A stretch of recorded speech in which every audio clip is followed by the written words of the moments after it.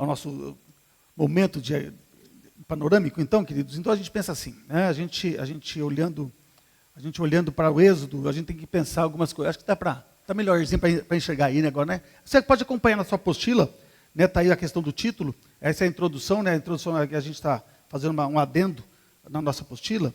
Então, assim, a gente pensou, semana passada, a gente falou sobre Gênesis, né? Pensamos sobre a origem, né, do mundo, sobre a origem do homem, sobre a origem do povo de Deus. Então, a gente vê que Gênesis conta, então, a origem, né, de todas as coisas. E nessa sequência, então, é o livro que, a partir do capítulo 12 até o capítulo 50, começa a narrar aquela sequência de descendentes de Abraão, que faz parte daquela promessa que Deus deu a Adão, para que então a semente do filho da mulher pudesse então estar sendo preservada, protegida ao longo de toda a história do povo dele, até a vinda então do Messias. E agora, hoje, nós vamos falar sobre este livro, que também é, segundo nossa tradição, é Moisés que escreve, e a palavra significa saída, né? Os judeus, eles tomam a palavra do livro de Êxodo, pensando sobre os descendentes de Abraão. Já a Septuaginta, que a gente ouviu falar que é a tradução, então, para o grego, né, que foi feita lá no ano mais ou menos 170 a.C., ela leva o nome de Êxodos, né, que tanto um quanto o outro ela vai falar sobre a saída do povo de Deus da escravidão do Egito e também a saída, então, do povo para a nova terra de Canaã. E isso faz com que a gente pense sobre esse livro que fala sobre essa descendência.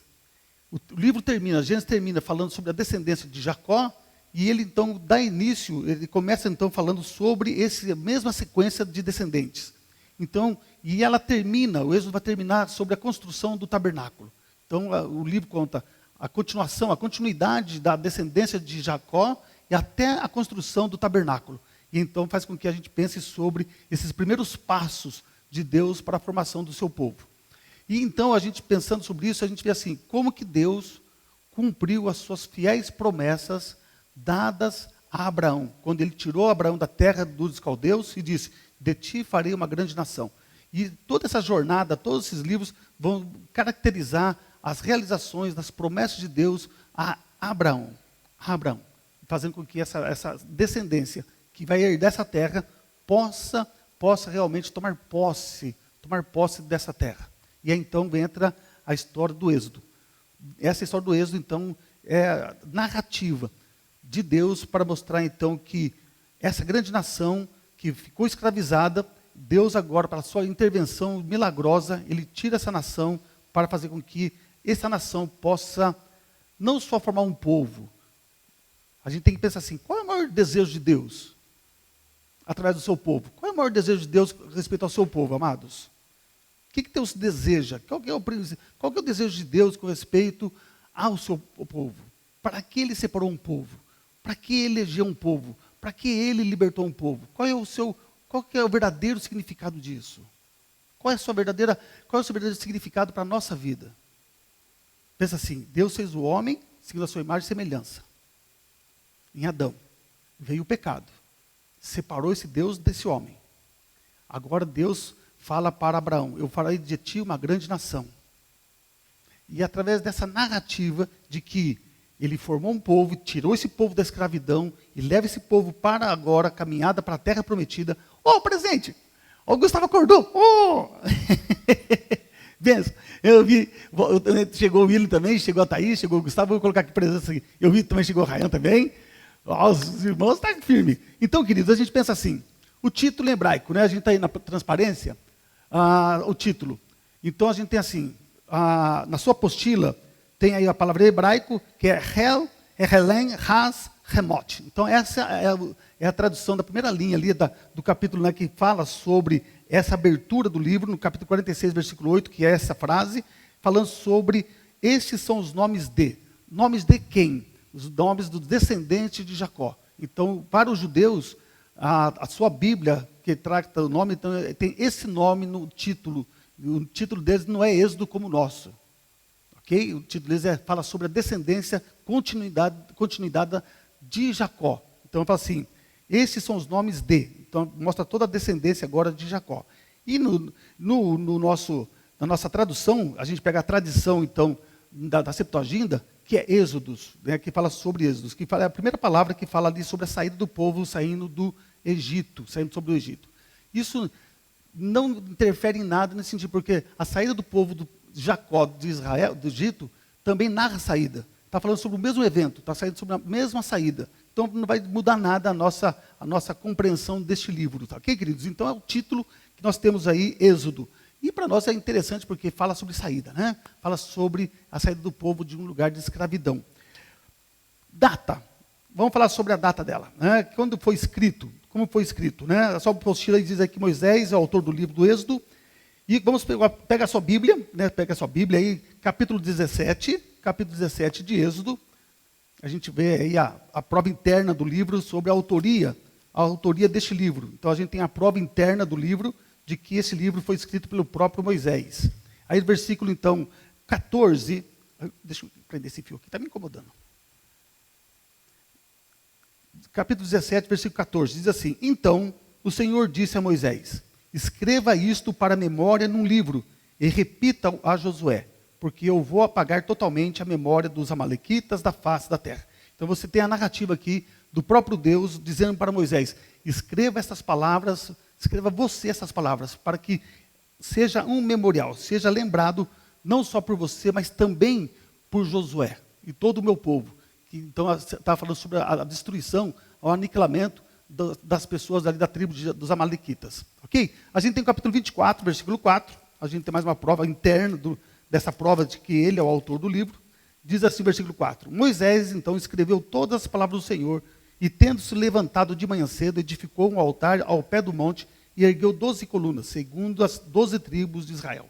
Então a gente tem aqui a aliança que Deus fez então com Moisés, a respeito da ida deles até a terra prometida, e então diz, Moisés escreveu essas palavras. Temos ainda 34, versículo 27, capítulo 34, versículo 27.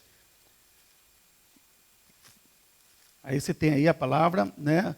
Dizendo assim: o Senhor disse ainda a Moisés: escreva estas palavras, porque segundo o teor destas palavras fiz aliança com você e com Israel. Aí você tem ainda o próprio Josué, capítulo 8, versículo 31, ele falando sobre as leis de Moisés, que ele vai então trazer para o povo de Israel. Ele vai lembrar o povo de Israel a respeito disso, e que Moisés falou para ele: ó, você não se aparta desse livro, você lembre-se desse livro. Então o capítulo 8 de Josué diz assim, versículo 31.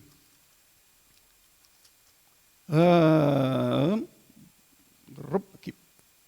Como Moisés, servo do Senhor, havia ordenado aos filhos de Israel, segundo o que está escrito no livro da lei de Moisés, a saber, um altar de pedras toscas, que não tinha sido trabalhadas com instrumentos de ferro. Sobre este altar ofereceram holocausto ao Senhor e apresentaram ofertas pacíficas. Então é ele, Josué, né, edificando o altar ao Senhor segundo as orientações do próprio Moisés, né, que foram escritas no livro da lei. Ok.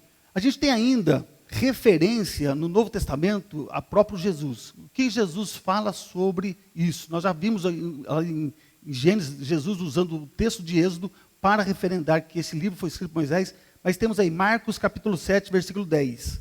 Marcos 7, 10. Marcos 7, 10.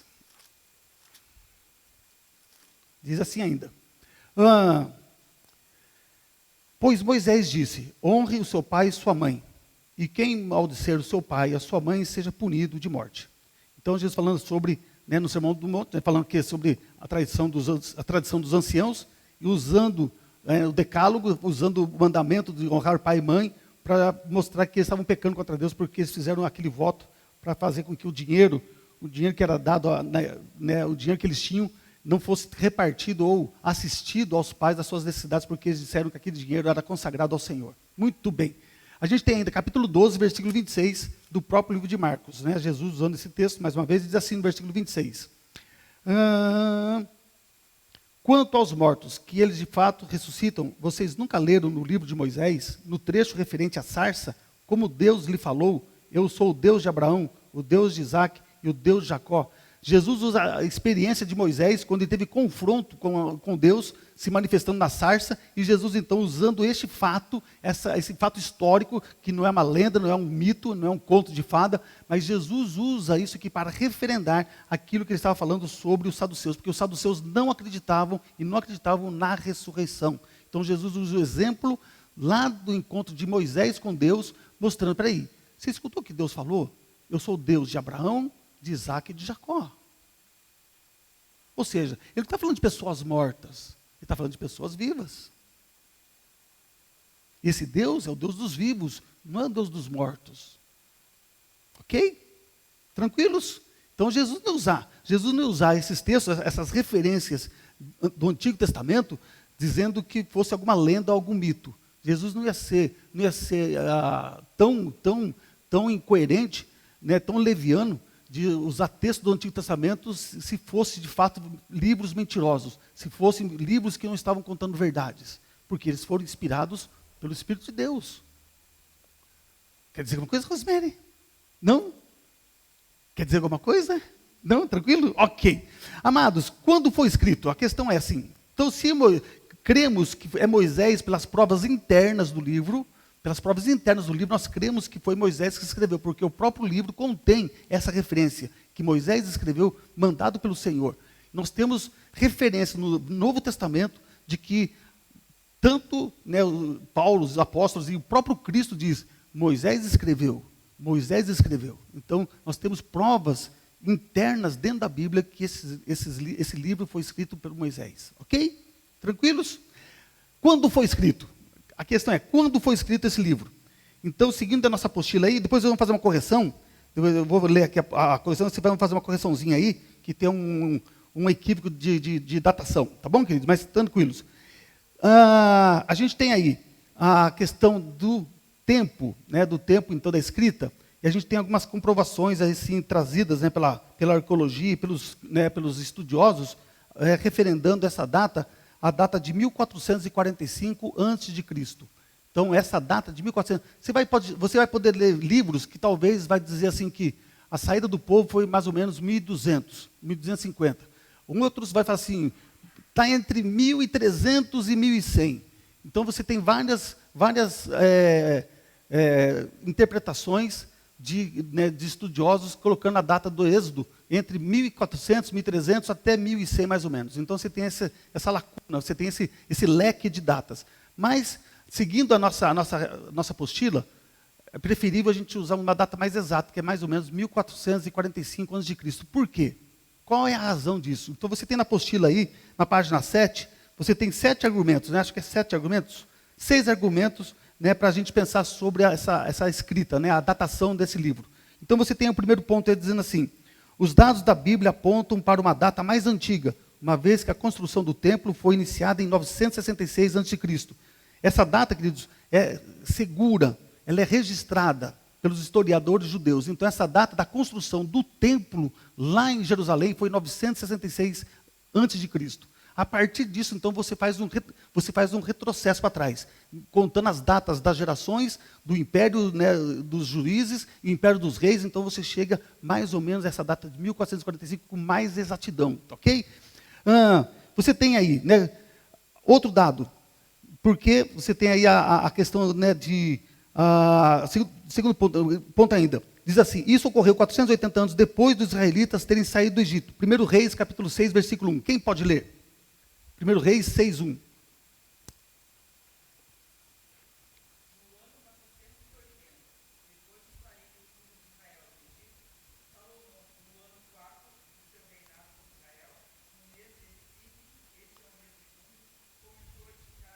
Isso.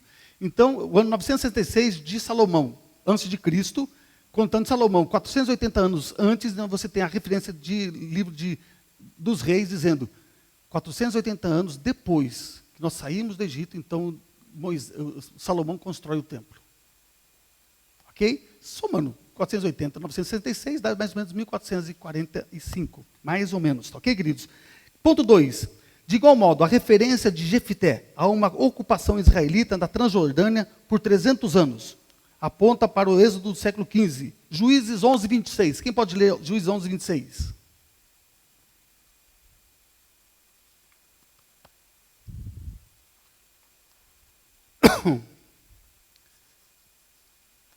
Quem achou? Quem achou? Juízes 11:26? Quem achou 11:26?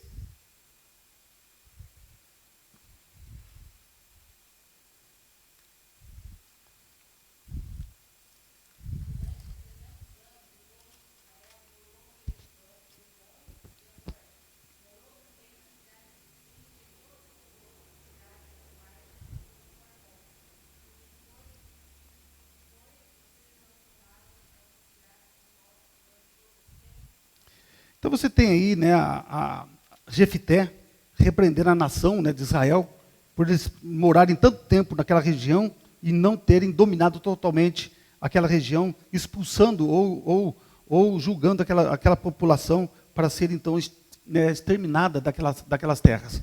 Então você tem aí 480 anos, né? Então você tem aí um tempo considerável, né, desse povo, 300 anos, né, habitando no lugar começou a se aculturar e a conviver pacificamente com aquelas pessoas. Então você tem um grande lapso, né, de 300 anos nessa conquista da Transjordânia. Transjordânia, para você saber, para lembrar, é aquela região onde Rúben, Efraim e parte da tribo dos filhos de José ficou.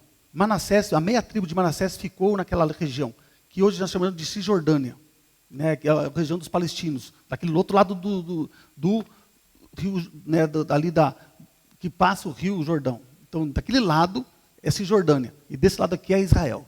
Mas aquele outro lado são os filhos de Rúben, são os filhos de Manassés que habitam naquela região. Então, aquele pessoal daquele lado, se são descendentes ainda de Rúben e da meia tribo de Manassés, são primos do pessoal de Israel. Tá ok? Tranquilos? Os palestinos, na faixa de Gaza, não são esse povo. Hoje eles não são esse povo. Aquela região lá era habitada por quem? Pelos filisteus, que é da região da ilha de Creta. Eles são marinheiros da ilha de Creta. Então eles, né, foram lá com seus barquinhos, chegaram até aquela região e dominaram aquela faixa de Gaza, que a gente chama de faixa de Gaza, que era a região dos filisteus na época de Sansão, na época de Davi. É aquela faixa. Então são habitantes de Creta. Eles não são o mesmo povo do povo da Cisjordânia. São povos diferentes. Ok?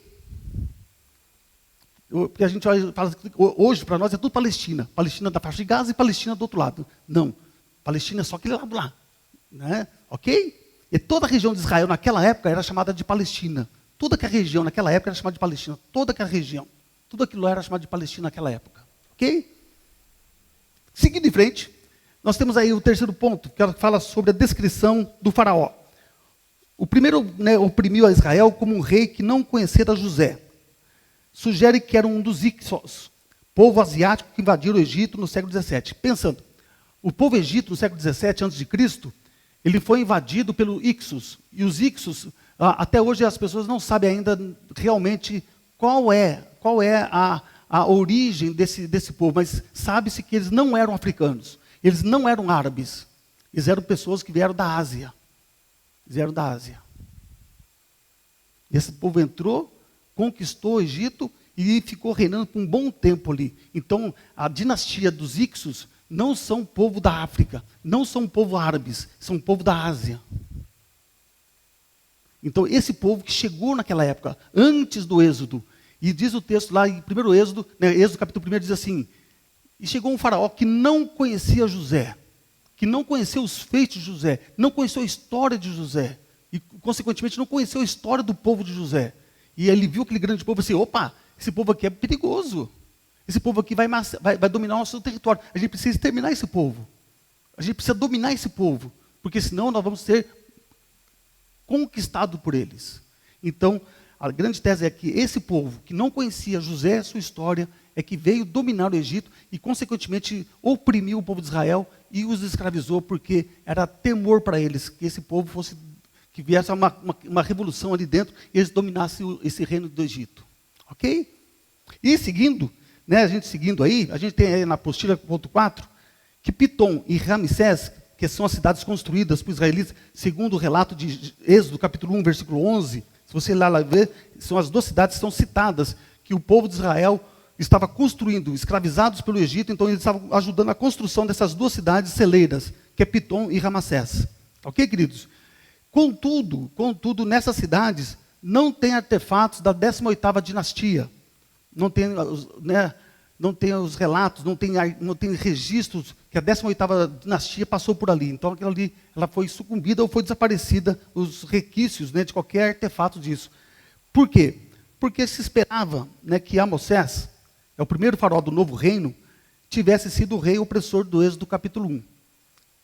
Ponto 5. Embora Ramsés II tenha sido um faraó construtor e tenha tido um longo reinado capaz de acomodar ao longo exílio de Moisés, mediante seu sucessor, Merneptah, teve um reinado muito curto, apenas 14 anos, para acomodar os 38 anos de peregrinação de Israel e ainda ter confrontação militar com eles em Canaã.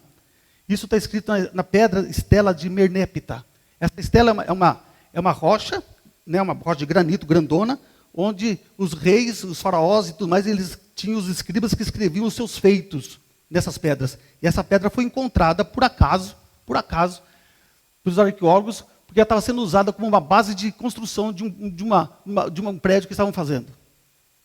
Aí acharam aquela pedra, falei, o que é isso aqui? Tiraram a pedra, e aquela pedra, então, era o relato desse rei, dessa época. E eles começaram a traduzir, os hieróglifos traduziram aquilo ali, e a primeira pedra, é a única pedra que nós temos relatos do povo de Israel morando em Egito. É o único documento que nós temos que os filhos de Abraão habitaram na terra do Egito, naquela época. Então, essa estela de Merneptah também é chamada a estela de Israel, que é o registro histórico que o povo de Israel viveu naquela época, naquele lugar. Ok? Então, a gente tem essas questões, né? Continuando, evidência arqueológica da Palestina parece favorecer uma conquista do século XV, conforme indicado pela descoberta de Garstang, em Jericó, pelas escavações na Jordânia e estudos recentes em Bison. O êxodo teria sido escrito durante o período de peregrinação de Israel no deserto. Os acontecimentos que compreendem a maior parte do livro, capítulo 12 ao 40, cobrem um período, aí a gente pode colocar aí um período de 2 anos, tá? Aí você muda essa questão aí, 2 anos aí, tá bom, queridos? Aí você coloca aí um período de 2 anos, tá?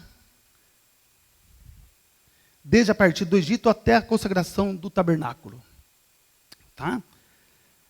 Por quê? Né? Então, porque a gente tem assim, nessa dinastia, a 17ª dinastia, o contexto histórico, vamos falar para o contexto histórico. O nome dos caras aqui é complicado, né? Tutmoses III levou o Egito ao zenite do seu poder, chegando às margens do Eufrates e ali derrotando o reino de Mitane, que estendeu o domínio egípcio com mais de 3.000 quilômetros. Do rio Orontes, do Alto Nilo, Tutmoses III foi sucedido por seu filho Amenófis II, em 1448 a 1422, que manteve controle sobre a Palestina. Na cronologia aceita, Amenófis II teria sido o faraó do Êxodo. Confirmação adicional para essa proposta encontra-se no fato de que seu sucessor não foi seu filho mais velho, mas foi Tutmoses IV, 1422 a 1413, mais conhecido pela famosa Estela do Sonho, que fala de uma visão em que um Deus lhe revelara que herdaria o trono, apesar de não ser o primogênito de Amenófis II. Então, Amenófis, que a gente olha aqui, segundo, seria esse filho, então, de Tutmoses III, que foi um rei fraco. O seu pai era um rei conquistador, né, um faraó conquistador, que estendeu todo o reino dele, desde o Eufrates até o Egito, né, toda aquela região toda da Palestina, e o seu filho, ele era construtor, e o seu filho, que rodou só 18 anos, não foi tão forte assim. Provavelmente, esse homem teve a filha, que então ela toma Moisés do rio Nilo e o cuida, e leva então para o palácio. Ok? Então é a princesa que cuida dele. E o filho dele, depois, Amnósis, é que então toma conta desse império. Lembrando que a gente olha para Amnósis, né, e a gente pensa sobre ele, e vê que Amnósis, ele cresceu junto com Moisés. Eles viveram juntos no período. Na sua infância, eles viveram juntos, porque Moisés, ele foi considerado príncipe do Egito. cuidado, ensinado, instruído nas leis do Egito e nos costumes do Egito, junto com Amenófis. E,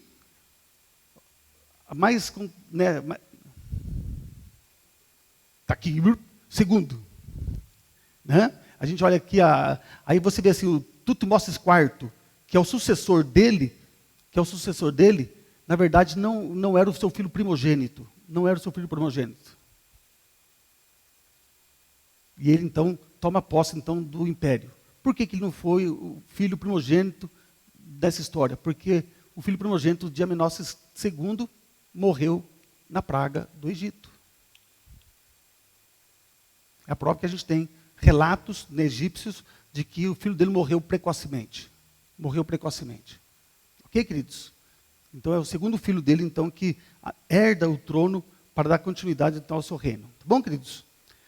Muito bem. Ter as datas, né, as datas que a gente tem aqui, então, que a gente pode, então, não bater o martelo, mas provavelmente a data, então, fica em torno dessa de 1445, a escrita, né, desse livro. Então, Moisés tirou o povo, né, do Egito nesta data, nesse período. Ok? Características do livro, queridos. Características do livro. A gente tem as características do nosso livro. A gente pode pensar sobre essas questões, né? Diz assim, a forma, ao contrário de Gênesis, Êxodo não possui um arranjo literário fácil de perceber. O livro contém 3 narrativas. Se você quiser marcar a sua Bíblia, então você tem 3 narrativas, do capítulo 1 ao capítulo 18, capítulo 32 ao capítulo 34, 39, 32 até o capítulo 40, 38. E você ainda tem duas sessões legais, que fala sobre lei, que é capítulo 19, versículo 1, até o capítulo 31, e o capítulo 35 até o capítulo 39. Só para a gente ver o que marca, né? O que marca essa divisão do livro. Vamos ao capítulo 1 de Êxodo. Êxodo, capítulo 1.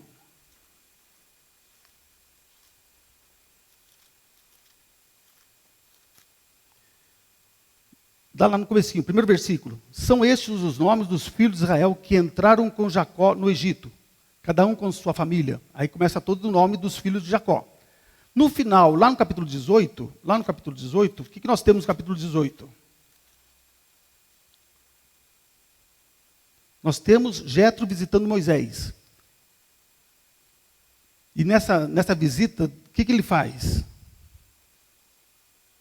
O que Jetro faz aqui com Moisés? O que ele ajuda?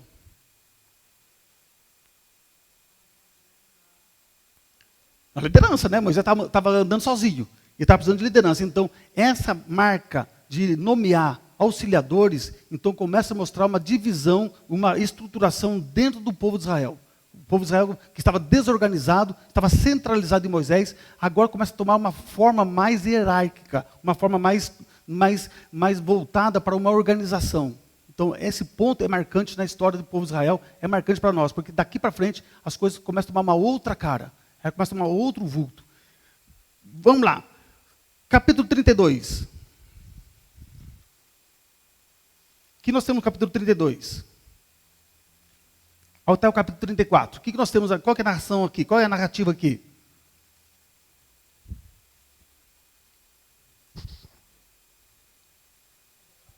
Idolatria. Mas o que eles fizeram? Bezerros de ouro. Então mostra um rompimento. Pensa assim, o povo estava exilado no Egito. E de repente, Deus levanta Moisés, Deus chama Moisés lá no deserto, toma Moisés e leva para o Egito e faz com que Moisés então seja um instrumento de Deus para tirar o seu povo do Egito. Eles saem com feitos poderosos, Deus revelando o seu poder, Deus revelando as suas maravilhas, e tira esse povo com a sua mão poderosa, derrotando, massacrando todos os falsos deuses do Egito, e até mesmo o próprio faraó, e ele sai. Agora começa a jornada. Começa a jornada de Moisés. Chega, 2 meses depois, chega no Monte Sinai. 2 meses de caminhada, do Egito até o Monte Sinai, chega no Monte Sinai. No Monte Sinai eles ficam ali estaqueados, eles ficam parados. E eles vão ficar quase 2 anos nesse período. Vão ficar quase 2 anos no Sinai. Moisés sobe no monte, ouve Deus, pega as leis, traz. E quando ele pega as tábuas, ele chega lá e encontra o povo fazendo o quê? Mas por que eles fizeram isso? Lembra, esse povo ficou 430 anos no Egito. Eles perderam a referência de quem é Deus. Eles se habituaram a ver Deus, os deuses, na manifestação da religiosidade dos egípcios, que manifestavam seus deuses em imagens, coisas materiais. Eles viam as esfinges, via lá o touro, via lá todo quanto é animal que os egípcios adoravam. Eles estão habituados, a cultura deles é materialista. Eles querem ver Deus, porque eles estão convivendo com isso há 400 anos. Eles estão convivendo com isso há 400 anos. Eles não têm experiência de Moisés. Para eles, Moisés, você vai ver muito claro isso quando você lê o livro de Êxodo. Quando você lê o livro de Números. O que eles falam quando as coisas dão errado para o povo de Israel no deserto? O que eles falam? Quem que eles culpam? Moisés. Eles não estão culpando a Deus. Porque para eles, Moisés é Deus. Para eles, Moisés, porque Moisés fala com Deus, ele está andando com ele. Então Moisés é Deus, vai. Ele representa Deus, então ele é Deus. E a culpa de tudo aquilo que dá de errado é culpa de Moisés. Como representante de Deus, ele está falhando. Porque eles são materialistas. Qual foi o objetivo de Deus tirar o povo de Israel do Egito? Qual foi o objetivo, Valdinei? Se revelar? Opa! Se revelar como que, Rian? Como Deus. Por que Deus faz isso? Por que Deus revela ao seu povo? Por que Ele quer se revelar?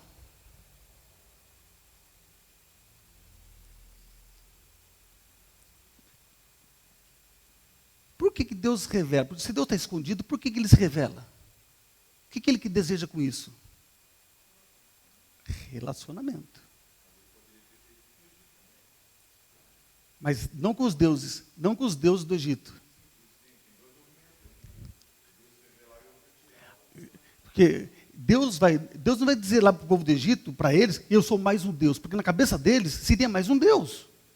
Quando Deus derrota com as pragas todos os deuses do Egito, porque assim, irmãos, cada praga que foi imposta por Deus sobre o Egito, representa um Deus do Egito. Deus pegou os 10 mais adorados do Egito, os 10 mais adorados. Esses 10 mais adorados, ele foi derrotado. Deus os humilhou. Deus humilhou os 10 deuses mais reverenciados por eles. E o último e maior deles é o faraó. Porque para eles o faraó era Deus. Então por quê? Deus mostrou para o povo de Israel, vocês estão adorando nada. Eu sou o verdadeiro Deus. Porque ele disse, eu sou Yahvé.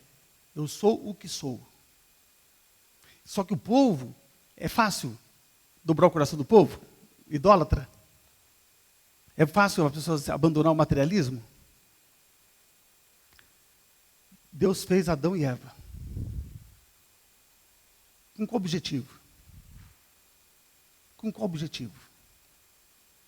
Qual foi o objetivo de Deus criar Adão e Eva? Relacionar com eles. Por isso que Deus fez eles a imagem e semelhança dele. Fez homem e mulher à altura de Deus, no sentido de virtude, de perfeição, porque eles refletem, eles são reflexo da perfeição de Deus. Logo, Deus pode se relacionar com ele, porque está no mesmo patamar de Deus. Está no mesmo patamar de Deus, em perfeição, em santidade, em pureza. Nós perdemos isso? Quando?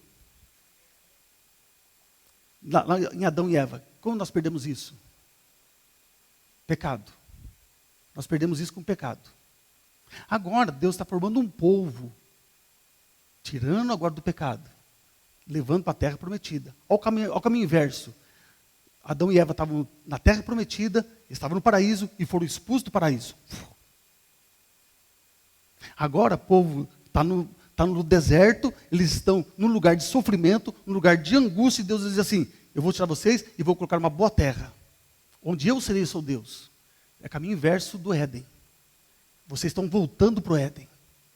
Vocês estão voltando para o Éden. para ter comunhão comigo, para eu ter relacionamento com vocês. E no primeiro movimento, na qual Moisés sobe ao monte e demora 40 dias, sendo que a referência de Deus é Moisés, o que eles disseram no texto? Ele morreu, vamos fazer um Deus para nós. E constrói o bezerro de ouro. O primeiro rompimento é semelhante ao rompimento de infidelidade de Adão com Deus, assim como o povo de Deus que foi tirado com a mão poderosa do Egito por a mão dele, essa mesma infidelidade agora se revela num povo idólatra. Que estão a caminho da terra prometida, que foram libertados pelo Senhor. Ontem, a gente entrou aqui no estudo aqui ontem dos jovens, e o Rodrigo trouxe uma coisa bacana, e eu fiquei batutando a cabeça, fiquei batutando a cabeça sobre essa questão, falando sobre Judas, e quando Jesus está na mesa, né, da ceia, diz assim, entre vocês tem um traidor. Entre vocês tem um traidor. Nós somos traidores, irmãos. Eu e você somos todos traidores, quando nós pecamos contra Deus. Nós somos traidores, porque quebramos a aliança, quebramos a fidelidade de obedecer e amar a Deus acima de todas as coisas. Nós estamos no mesmo patamar de Judas. Nós estamos no mesmo patamar dos filhos de Israel. Que viu todas as coisas Deus realizando, viu todas as coisas fazendo, abrindo o mar vermelho, passando com o pé enxuto, destruindo o exército do faraó com as águas, e mesmo assim, um povo de coração duro, um povo materialista, um povo idólatra, um povo rebelde, desobediente ao Senhor. Êxodo nos mostra quão frágil é o caráter do povo de Deus. O quão frágil é o nosso caráter. Que nós abandonamos a Deus por pouca coisa, por muito pouca coisa. E aí, então, você tem aí na relação aí, uma característica literária do livro. Ô Nara, pega água para mim, faz um favor. A característica literária do livro é assim, querido. O livro tem uma estrutura de tratados suzerania. O que é suzerania? Suzerania, querido, é um tratado na qual é impetrada uma proteção sobre uma lei de forma que ela seja perpétua.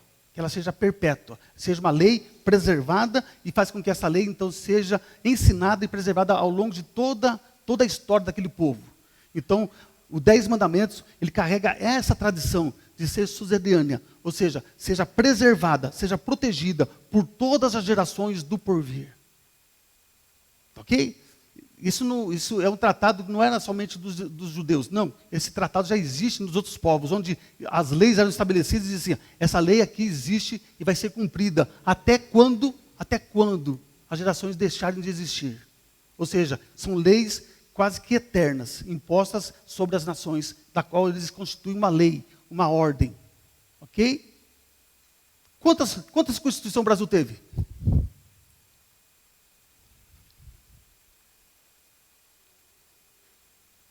Primeira, segunda, terceira. Nós estamos na terceira Constituição. Quantas constituições os Estados Unidos têm? Ou teve? Uma. Nós estamos sempre remendando, a nossa Constituição. Ela não tem esse caráter suzerano. Ela não tem esse caráter. Porque essas leis são suscetíveis a mudanças. Então, a lei de Deus, por isso que a gente diz assim, por isso que o salmista diz assim, a tua lei dura de geração em geração.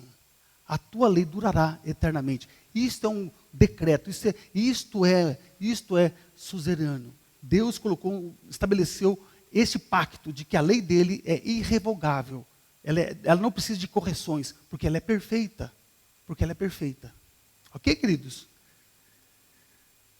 Seguindo aí, obrigado, querida. Seguindo aí, vamos lá. Vamos ver aí alguns versículos. Capítulo 20, de Êxodo, versículo 2.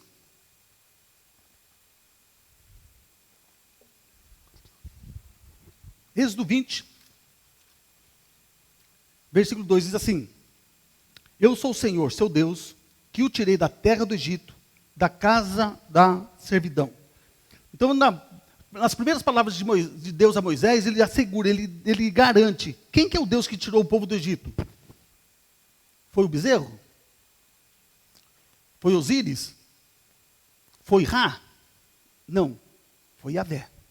Então você tem essa conotação de que esse tratado é para que o povo lembre-se de quem tirou eles do Egito. Coitado de Moisés, está lá em cima.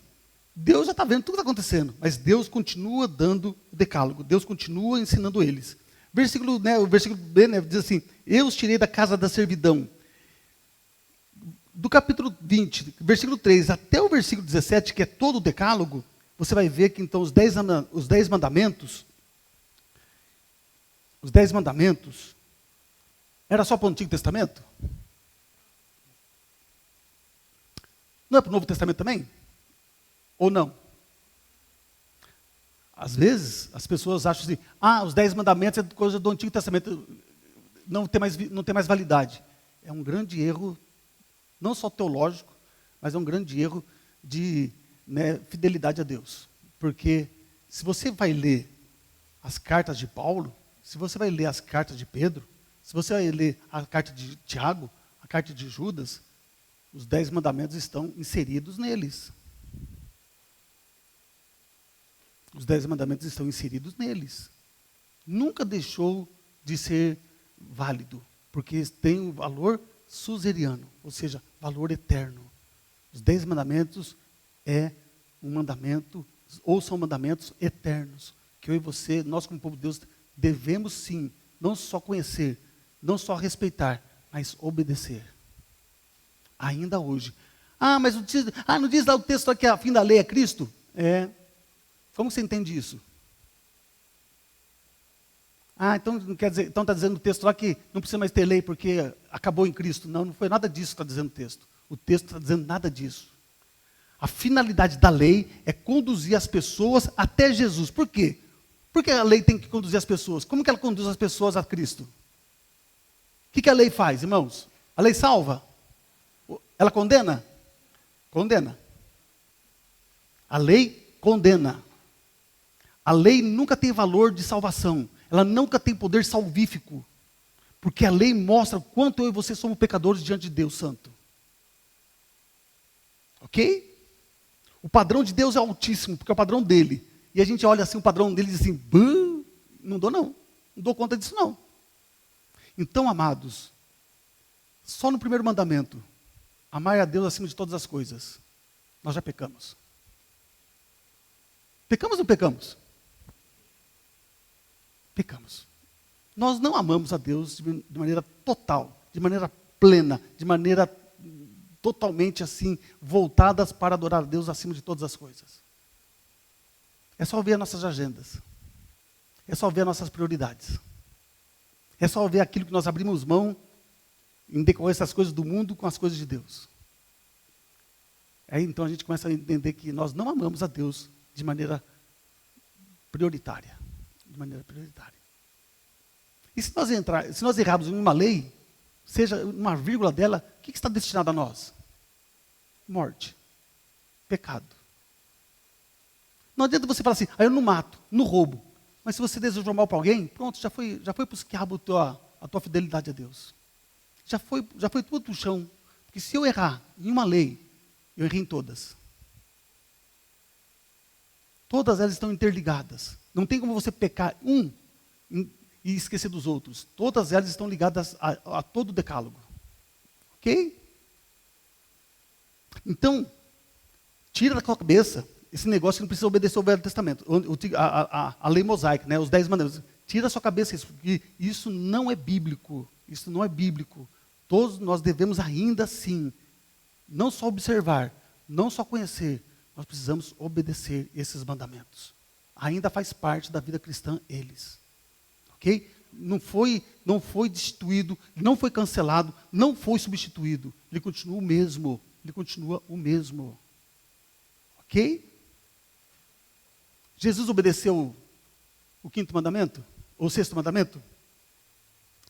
O 5º mandamento. Honre seu pai e sua mãe, para que você tenha longa vida na terra, que o Senhor seu Deus lhe dá. Jesus honrou esse mandamento? Quando? Isso aí, Patrícia. Isso aí. Quando Jesus na cruz quando Jesus diz para João, eis a tua mãe, ele está cumprindo esse mandamento.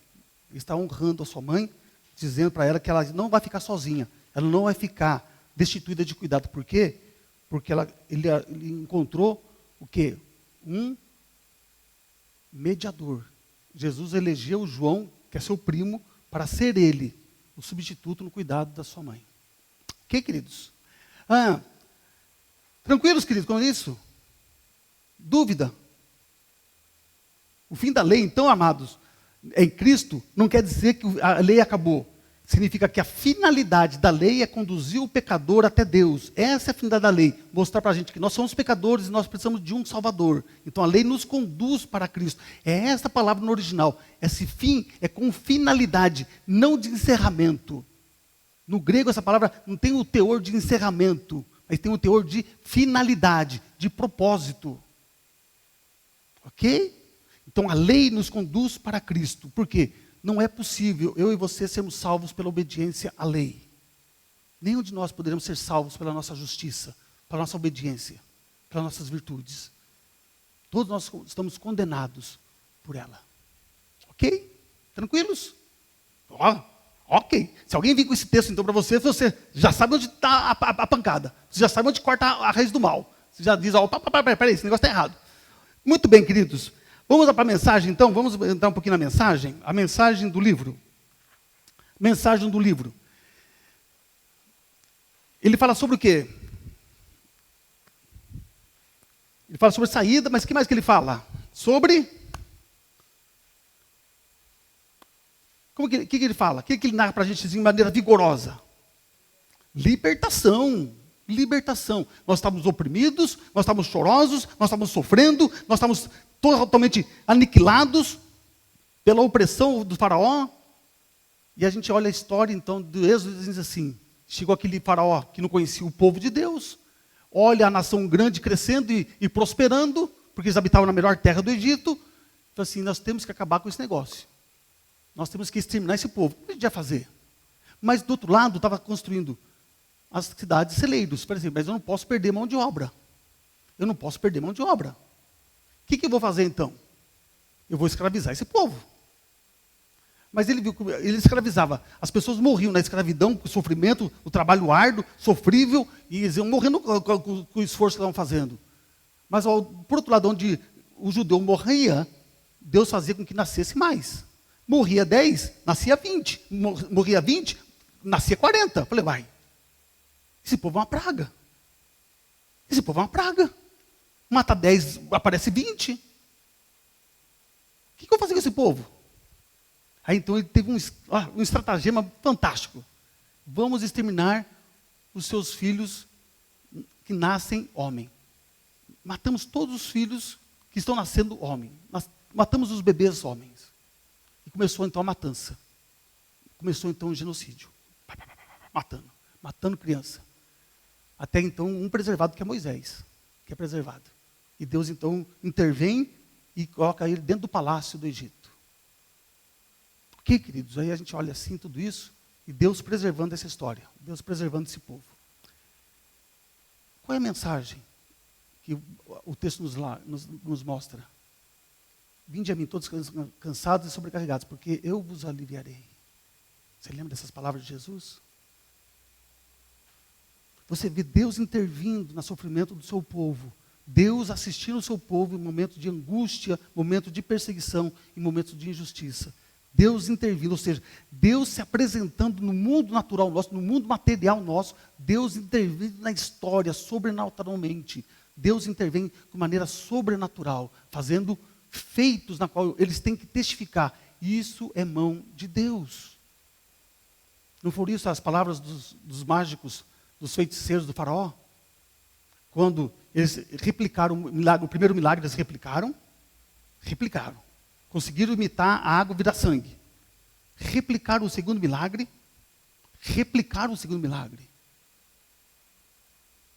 Mas quando chegou a praga dos piolhos, o que eles disseram?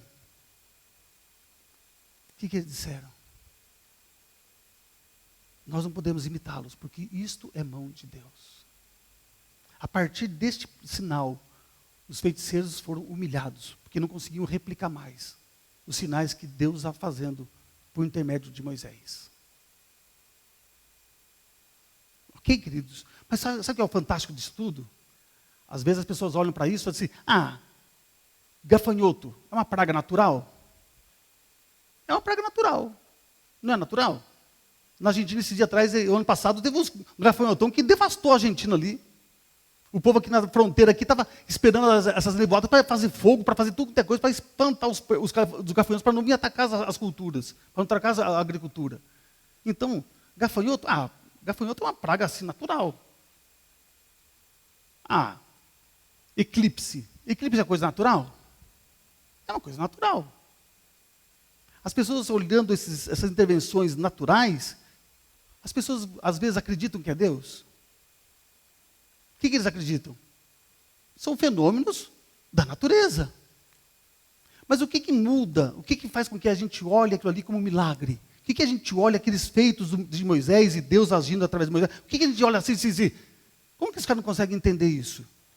Quando você lê que a água transformou em sangue, quando você vê os piolhos, quando você vê as pragas que estão surgindo, as úlceras que estão surgindo, o que o faraó falou para Moisés? O que o faraó falou para Moisés? Quem lembra? Moisés, vem aqui, preciso falar com você. Pois não, o que você precisa? Eu estou vendo que eu estou fazendo muita... Eu estou resistindo, eu estou sendo teimoso. Moisés, faz o seguinte, pede para o teu Deus acabar com essa praga aqui. Ele disse, sim senhor, é para já. Veio as rãs tudo tomando assim, Moisés foi lá e se deu, amanhã não vai ter mais nada. E o texto diz assim, que no outro dia, todas as rãs morreram. Você vê as úlceras e Deus fala assim, Moisés vai lá e fala assim, amanhã vai estar tudo bem. E amanhã estava tudo bem. O que comprova que aqueles sinais não foram sinais, não foram fenômenos da natureza, é porque foi uma intervenção de Deus, porque quando Moisés diz para acabar, ela acabou imediatamente. O fato de nós olharmos o Êxodo e vermos os feitos gloriosos de Deus, é vermos a resposta de Deus a Faraó, depois do ocorrido. Depois do ocorrido. O que o Faraó fez em resposta ao caos que estava sobre a nação deles? Recorreu a Moisés, recorreu a Deus, para que Deus tirasse aquilo, porque os feiticeiros não conseguiram, os deuses deles não conseguiram. Então a última recurso, a última saída que ele tinha era se humilhar para Moisés. E Moisés orava e a coisa acontecia. A semelhança de quem? Quem fez isso? Qual profeta que fez um negócio parecido com isso? Vamos fazer um desafio. O Deus que responder com fogo do céu é o verdadeiro Deus. Elias. Não fez isso? De maneira debochada? Debochada. E o povo se converteu? Não. Êxodo, querido, nos leva a uma grande atenção. Muitas vezes, Deus está intervindo na história. Deus está intervindo nos fenômenos. E nós estamos acreditando isso somente aos fenômenos. Acreditando somente isso à natureza. E esquecemos que por trás disso existe um Deus que controla todas as coisas. Nós nos tornamos tão céticos quanto os egípcios. Ou mesmo até o mesmo povo de Deus lá no deserto, lá no Egito. Tão céticos, a gente não consegue mais ver Deus agindo através desses fenômenos que acontecem sobre as nossas vidas.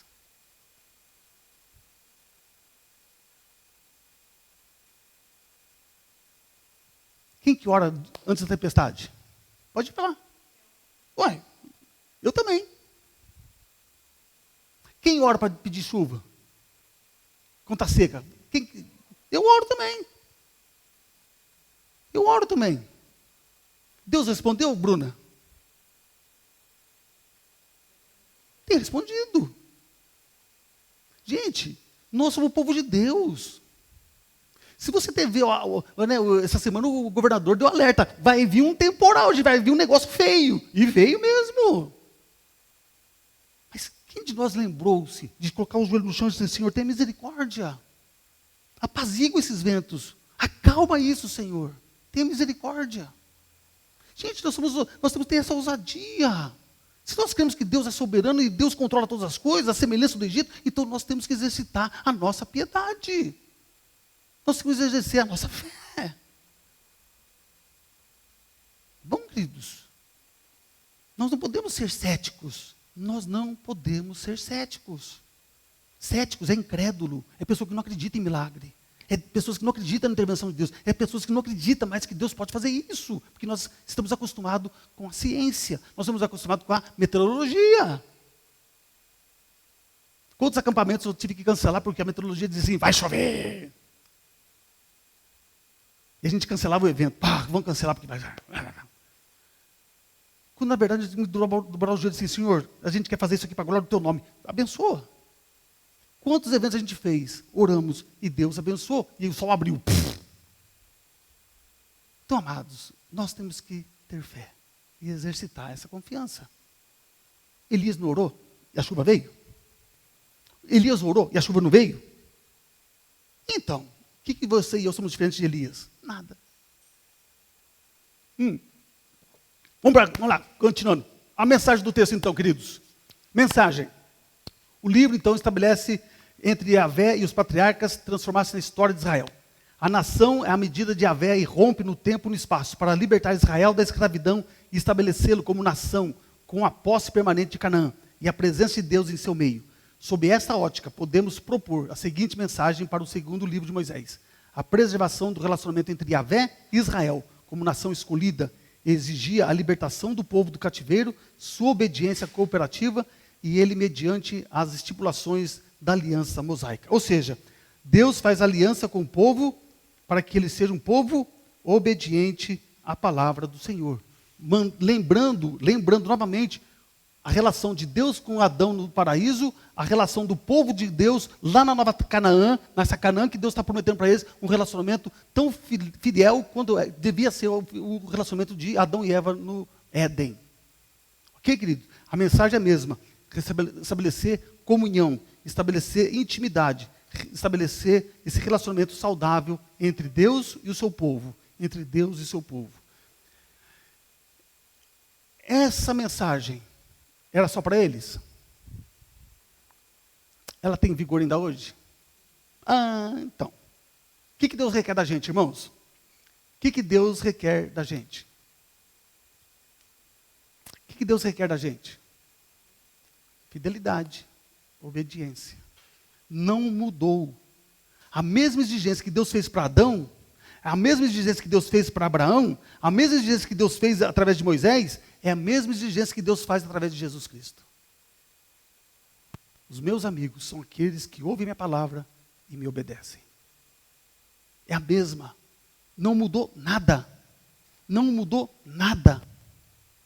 A exigência que Deus fez para Adão é a mesma exigência que Jesus está fazendo para nós. Não mudou nada. Porque para ter um relacionamento sadio com Deus, fidelidade e obediência à palavra de Deus continua ainda sendo a prioridade para Deus.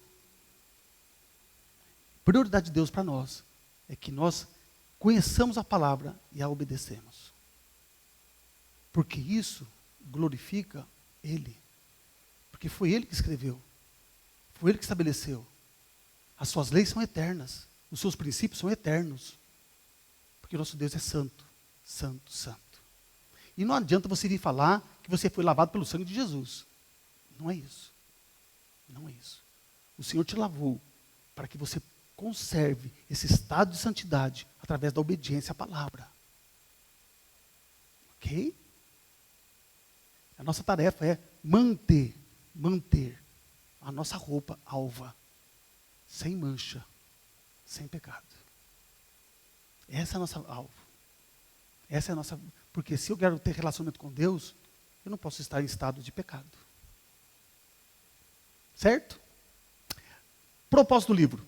O propósito do livro é promover a obediência fiel a Yahvé, o Deus da aliança, relatando a sua atividade no livramento de Israel do cativeiro, que vai do capítulo 1 ao capítulo 18, oferecendo-lhe uma regra para a vida sobre a promessa, capítulo 19 ao capítulo 31, e fazendo-se presente em seu meio, capítulo 32 até o 40. Esse livro da aliança regula vários relacionamentos sociais de um modo que ressalta a santidade de Deus e a santidade de vida. A nação concorda em obedecer aos regulamentos propostos e a aliança é ratificada por meio do sacrifício e da aspersão do sangue, que é o capítulo 24, versículo 1 a 11, né, mostrando ali o sacrifício do animal, fazendo com que então o pecado fosse extirpado e fosse então também os filhos de Israel fossem protegidos lá no Egito, quando passou o espírito de morte sobre eles. O sangue sempre presente. Né? A gente fala assim que existe um fio condutor. Né? Existe um fio condutor. De Gênesis até Apocalipse, existe um fio condutor. Ligando todas as histórias, ligando tudo isso. Que a gente chama que é o fio vermelho, ou linha vermelha, ou uma linha vermelha. Adão e Eva foram perdoados pelo sangue do animal inocente. Você vai vendo que esse sangue vai chegar até Abraão, vai chegar aos seus descendentes, vai ser legalizado por Moisés, e aí então ela continua. Ela chega lá em Jesus. É esse fio condutor, essa linha vermelha, que faz com que nós sejamos perdoados pelo Senhor, alcançados pelo Senhor, ao longo de toda a história. É esse fio condutor vermelho que faz com que a salvação, a redenção e a esperança de novos céus na terra seja presente e constante em nós. Quer ver? Você lembrar facinho? Livro de Josué. Onde você vê essa linha vermelha? Onde a gente viu essa linha vermelha em Josué? Quem falou aí? Quem? Fala, Alzira, fala com coragem. Raabe. O que eles pediram para ela? Um cordão, uma roupa vermelha pendurada na janela, para saber que ali ela morava, porque era o fio condutor vermelho que estava protegendo e salvando ela. Aquele fio condutor representa o sangue de Cristo. E através do sangue de Cristo, aquela família foi protegida. E todos aqueles que habitavam dentro daquela casa foram preservados pelo Senhor. Então, queridos, o livro de Êxodo começa a mostrar para nós esse fio condutor vermelho. Lá na morte dos primogênitos do Egito. E a gente começa a ver esse descendente prometido, que está ainda a história, está vigorando, e Deus está cumprindo essa história. Deus está garantindo que essa história será cumprida e realizada. Amém, queridos? Pergunta de Êxodo.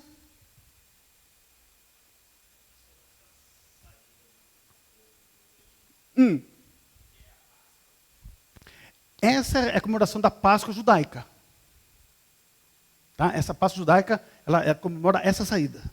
Eles moram na tenda, eles ficam uma semana, eles montam as tendas lá no quintal deles, na casa lá, e eles moram tudo dentro da tenda, comem as comidas amargas, as ervas amargas, o cordeiro, o pão asmo. Então eles fazem essa lembrança de tudo aquilo que aconteceu lá no Egito. Ok? Só que no cristianismo isso acaba. Quando Jesus faz a última ceia, né, a última ceia judaica e a primeira ceia cristã, então o último evento, o último movimento da ceia judaica é o cálice. Então o cálice tem vinho, e então ele fala as palavras que tem ali na Torá, ele lê o cântico, e aquele cálice ele então toma o cálice, e esse cálice é passado para todo mundo da família. Todo mundo passa, todo mundo participa. É o último movimento da Páscoa judaica, é o tomar o cálice, é o último movimento. Então, aconteceu esse movimento, Jesus parou tudo, acabou a Páscoa judaica. Depois de haver ceado, então Jesus pega o pão e diz: este pão é o meu corpo que é dado por vós. Fazei em lembrança de mim. Partiu o pão e deu para todo mundo. Todo mundo comeu. Ele pega o cálice e diz assim: esse cálice é a nova aliança que eu faço no meu sangue. E passou o cálice para todo mundo de novo. E agora então, a Páscoa judaica, a partir desse evento, deixou de ser um momento simbólico para nós. Porque ele se torna concreto em Jesus. Jesus é que é o nosso libertador. Ele nos livrou da escravidão do pecado para uma nova vida. Por isso nós não precisamos realizar uma Páscoa judaica. A não ser que você queira lembrar, você queira saber. Mas não tem efeito nenhum para nós. Ela não tem mais referência para nós, porque ela já se concretizou, ela se realizou em Jesus. E Jesus fez uma nova aliança no sangue dele. Ok. O que a gente comemora na Páscoa? Cristã. Ressurreição. A gente não comemora mais a saída do Egito. Não é a nossa Páscoa. A nossa Páscoa é a ressurreição. Que é a nossa vitória contra a morte. Que é a nossa vitória contra o pecado. É a nossa vitória contra o diabo. É essa Páscoa que nós comemoramos. Ok? O Egito, ele simboliza pecado.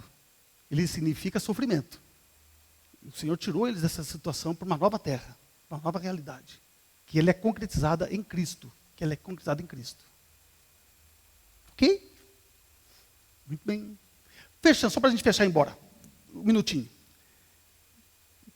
Como que você imagina a passagem de Moisés no mar? Eu já conversei com o pessoal do discipulado, já conversei sobre isso há uns dias. Como que você imagina que foi a cena da travessia do Mar Vermelho? Lendo o texto, você pega o texto lá, o que diz o texto? Só para a gente fechar aqui, para você entender, né, o que é andar com fé, o que é andar pela fé. Vamos lá, Êxodo. Abre Êxodo.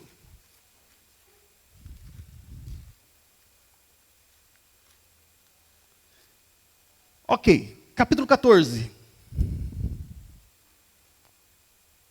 Versículo 13, só para a gente fechar aqui, já estamos indo embora. Diz assim: Moisés, porém, respondeu ao povo: Não tenham medo, fiquem firmes e vejam o livramento que o Senhor lhes fará no dia de hoje. Porque vocês nunca mais verão estes egípcios que vocês veem hoje. O Senhor lutará por vocês, fiquem calmos. O Senhor disse a Moisés: Por que você está clamando a mim? Diga aos filhos de Israel que marchem. E você levante o seu bordão e estenda a mão sobre o mar. As águas se dividirão para que os filhos de Israel passem pelo meio do mar em seco. Eis que vou endurecer o coração do egípcio para que venham atrás de vocês e entrem no mar. Serei glorificado em Faraó, em todo o seu exército, e os seus carros de guerra e os seus cavaleiros. E os egípcios saberão que eu sou o Senhor, quando for glorificado em Faraó, nos seus carros de guerra e nos seus cavaleiros. Então o anjo de Deus, que ia diante do exército de Israel, se retirou e passou para trás deles. Também a coluna de nuvens se retirou de diante deles e se pôs atrás deles. E ia entre o exército dos egípcios e o exército de Israel. A nuvem era escuridão para os egípcios, mas iluminava a noite para o povo de Israel. Assim que durante toda a noite os dois exércitos não puderam se aproximar. Então Moisés estendeu a mão sobre o mar e o Senhor, por um forte vento leste que soprou toda aquela noite, fez com que o mar se retirasse, tornando-se terra seca, e as águas foram divididas. Os filhos de Israel entraram pelo meio do mar em seco, e as águas foram qual muralha direita e esquerda deles. Como que você imagina essa cena? Hã? Pois é. Então, ele chega na frente do mar, estende o cajado, abre tudo, né? É assim que a gente viu o Marlon Brando, né? O primeiro 10 mandamento foi o Charlton Heston, né? Olha, velho, né? O Charlton Heston que abre o negócio, sobe na pedra e abre o negócio. Não foi nada disso. Não foi nada disso. Isso é maneira artística. Não foi como a Record mostrou nos 10 mandamentos. Também não foi. Não foi assim.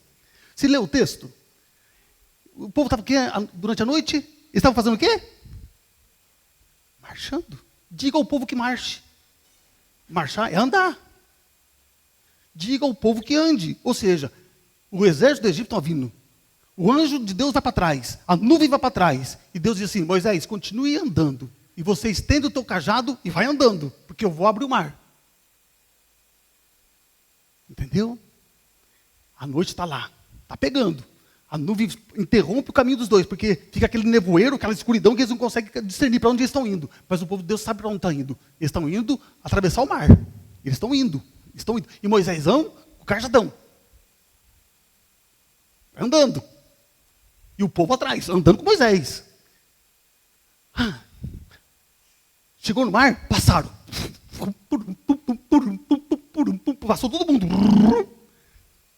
Moisés para no final, todo mundo passa e Moisés fica olhando. Passou o último.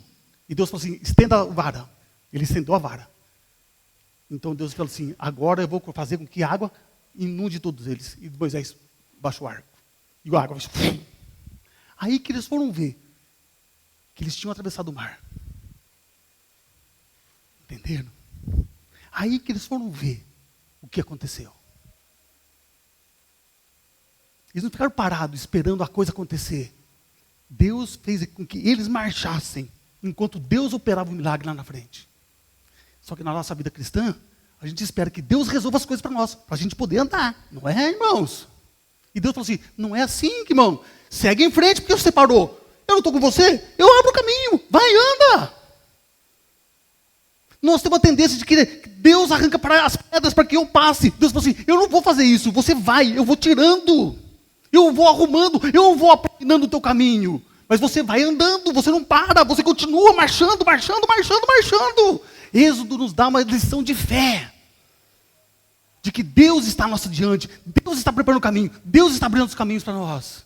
E você continua andando, continua estudando, continua se esforçando. Deus vai abrir as portas na hora que Ele acha que é necessário. Porque Deus, querido, leva você no limite do limite do limite. Entendeu? Quando você achar que está sem força, é onde Deus faz milagre. É onde Deus faz milagre. Eles sabiam para onde estavam indo? Sabiam. Por que sabiam? Porque eles sabem que tem mar. Eles sentem a brisa do mar. Eles sentem o vapor do mar. Eles sabem que tem um mar ali na frente.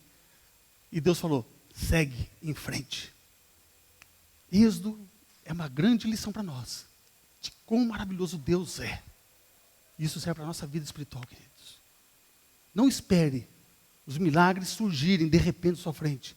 Não é assim que Deus faz. Deus está fazendo os milagres enquanto você caminha com fé. Enquanto você caminha com fé, Deus está fazendo o milagre. Amém, queridos? Que Deus nos ajude. Que nós possamos ver o livro de Êxodo. Uau! Uau! Que livro maravilhoso. Que livro espetacular. Como que Deus agiu com graça, mesmo que um povo desobedeceu a Deus, a semelhança de Adão. A semelhança de Adão, Deus continuou agindo com graça sobre eles. Amém, queridos?